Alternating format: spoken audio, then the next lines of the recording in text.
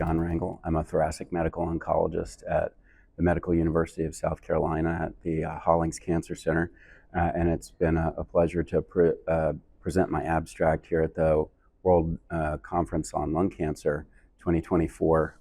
I have presented data on the use of the IL-15 superagonist in 803, also known as nogapendekin alfa, in combination with checkpoint inhibitors in non-small cell lung cancer patients after they've progressed on prior checkpoint inhibition. The significance of this study has been to look at a population of patients who have responded or had stable disease as their best prior response, and at the time of their progression on checkpoint inhibition to add in 803 to attempt to resuscitate benefit from immunotherapy. In the trial, 86 patients with non-small cell lung cancer from this multi-histology QUILT 3.055 trial were enrolled. The median overall survival for all participants in the trial was 14.1 months, with 57% of patients alive at 1 year and 27% of patients alive at 2 years. Importantly, patients who had stable disease as their best prior response to prior checkpoint inhibition were able to get into partial responses in some patients, indicating that with the addition of N803, prior stable disease with immunotherapy was able to be converted to responsive disease with immunotherapy.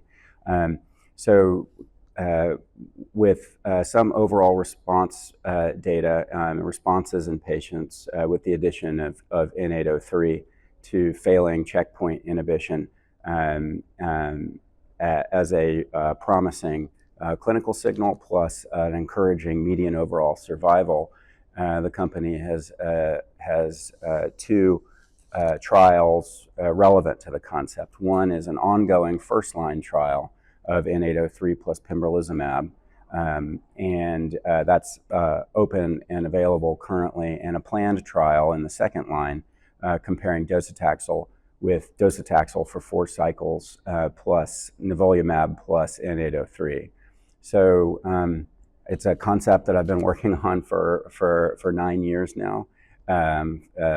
Originally, the preclinical rationale developed in my laboratory with Mark Rubenstein and an investigator-initiated trial. So it's really gratifying to be able to present further updated results in 86 patients with non-small cell lung cancer, and really looking forward to the performance of these ongoing industry trials.